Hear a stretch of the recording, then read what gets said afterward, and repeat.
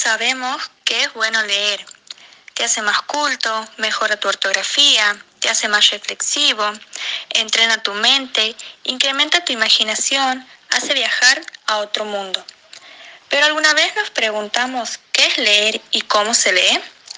A simple vista parece una pregunta que es fácil de responder, pero realmente no lo es. Pero entonces, para sacar nuestra duda, nos basamos en 3 autores que son Vitagliano, Faisal y Todorov, quienes nos van a responder nuestra duda de qué es leer y cómo se lee. Primero empezamos con Miguel Vitagliano. Él nos indica que leer es descifrar códigos en el mundo, lo que implica que la actividad lectora no se detiene nunca. Por ejemplo, al leer qué cantidad de café instantáneo se necesita para una taza grande, al ver las señales de tránsito para llegar bien al trabajo, o sea que desde que nos levantamos hasta que nos acostamos, estamos constantemente leyendo. Vitagliano nos hace entender que la cultura es una multiplicidad de textos, es decir, que estamos rodeados de signos verbales y no verbales. A esto se lo constituye como una lectura semiótica. Sin embargo, existe un nivel superior que es la lectura alfabética. La lectura alfabética. La lectura alfabética es más compleja, pues requiere el conocimiento del código lingüístico, porque esas personas que poseen ese saber se van a conducir por el mundo de una manera más relajada, no necesitan prestar tanta atención a los signos para desarrollar sus actividades. Por ejemplo, si estamos yendo a una ciudad desconocida, a un viaje, y conocemos el idioma, nos va a resultar fácil leer los carteles como para ir al baño o la salida. Pero los que no conocen ese idioma les va a resultar muy difícil esas tareas tan sencillas. En la lectura alfabética vamos a encontrar 3 que se van a dividir en lectura espontánea, indicial y crítica. La lectura espontánea es ingenua, es más habitual, concibe el discurso como transparente, cree agotar la lectura. Es una concepción de la lectura como un acto único. Ahora tenemos la lectura indicial, que propone el rastreo de las marcas textuales, que pueden ser subrayado, anotaciones, comentarios, una preparación para otras instancias. Y también es una concepción de la lectura como un proceso. Por último, tenemos a la lectura crítica, que es la que cuestiona las aseveraciones hechas por el escritor, que asume lo que lee como otra manera y no como la única. Sería una concepción de la lectura como un proceso. En el libro La lectura como cuestión de Alicia Faisal, en su subtítulo de Lecturas y lectores, se analiza en la autora una idea clave, el cual la lectura es un proceso activo de interacción y que toda lectura, en primer lugar, se hace siempre desde un lugar, desde un punto de vista, desde una perspectiva. Quien lo lee lo hace desde lo que es, ya sea mestizo o blanco, negro, heterosexual u homosexual.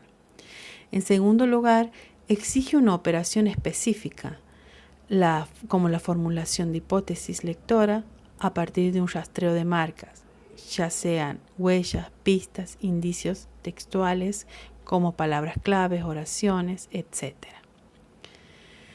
La lectura es un proceso activo de interacción texto y receptor que se realiza desde un punto de vista.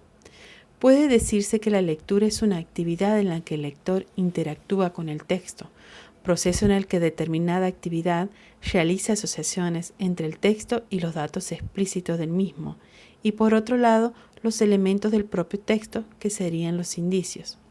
En virtud de este grupo de actividades, se pueden formular y así sostener una hipótesis de lectura. Por lo que Faisal nos dice que el acto de leer exige la formulación de hipótesis lectoras, de modo que se dé una transacción entre el texto y el lector. Y este proceso conlleva una serie de estrategias que permiten el diálogo con el texto y su contexto. Por lo tanto, leer no es adivinar el tema central del texto, sino poner en marcha una serie de estrategias que favorezcan el diálogo con el texto y con su contexto, ya sea con la finalidad de construir trayectos significativos. Faisal también nos dice que el texto es también una producción del lector, una apropiación, en lo que una verdadera lectura modifica su objeto, por lo cual la lectura no consiste en tratar de descubrir la intención del autor.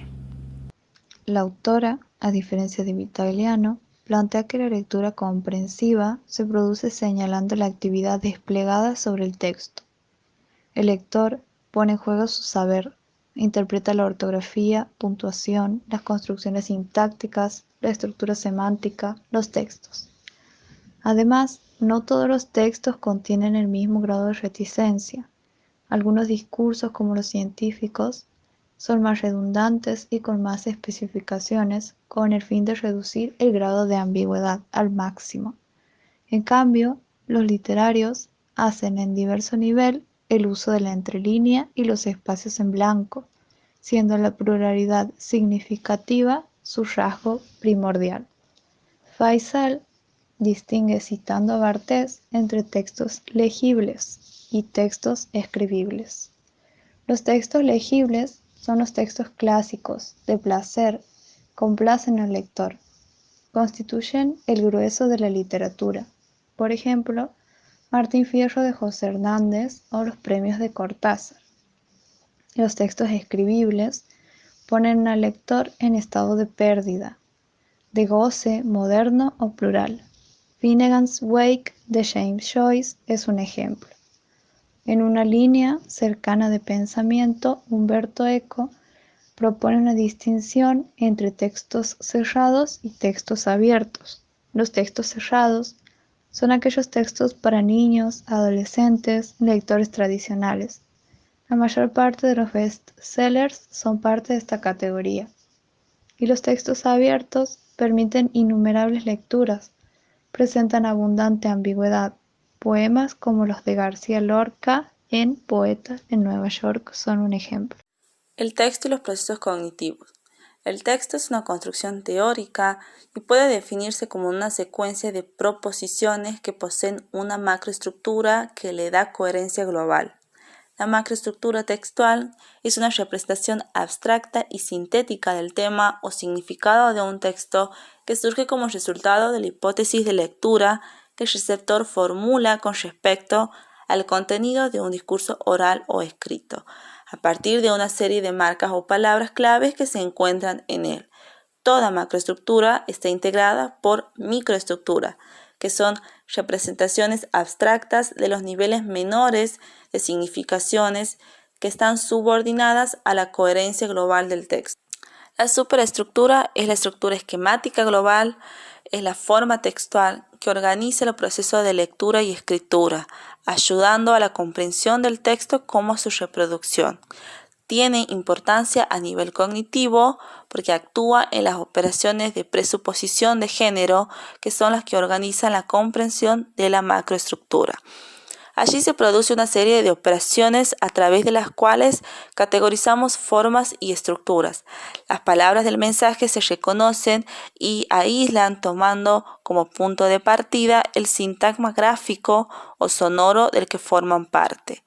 La descodificación inicial en la memoria a corto plazo tiene una capacidad de almacenamiento limitado, porque deben liberarse constantemente nuevos espacios para que la nueva información pueda entrar.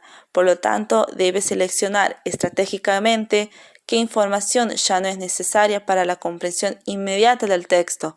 Esta información se va a almacenar en la memoria a largo plazo. El objeto de la comprensión textual no es solo la representación esquemática de un texto en la memoria, sino la posibilidad de guardar y después poder transmitir información en los modelos situacional, que se almacenan en la memoria episódica y son el referente total de un texto, es decir, aquello que se apelará al usuario para saber de qué se trata un texto.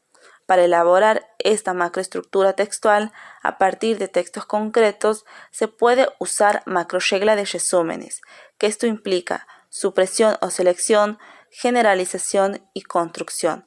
La utilización de macroreglas es útil para brindar a los alumnos herramientas efectivas a la hora de establecer esquemas semánticos básicos de un texto a partir de los cuales podrán inventar aventuras interpretativas mucho más ambiciosas.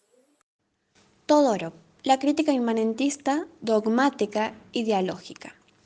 Para realizar una crítica literaria, este autor refuta el valor y la forma que se realiza por cuenta de los críticos literarios.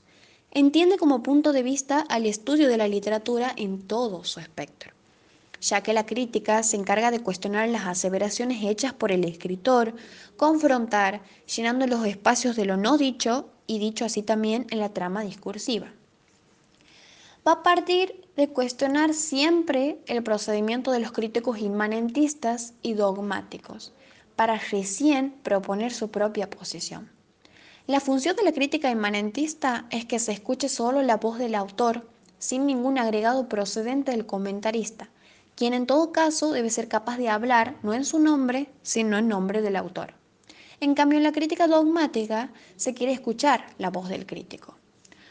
Todorov refuta por medio de la crítica dialógica. Habla no acerca de las obras, sino a las obras, o más bien con las obras. Se niega a eliminar cualquiera de las dos voces en presencia, ya que la concepción de la literatura en la crítica dialógica está orientada hacia la verdad y hacia la moral. Es un descubrimiento del hombre y del mundo. Conclusión.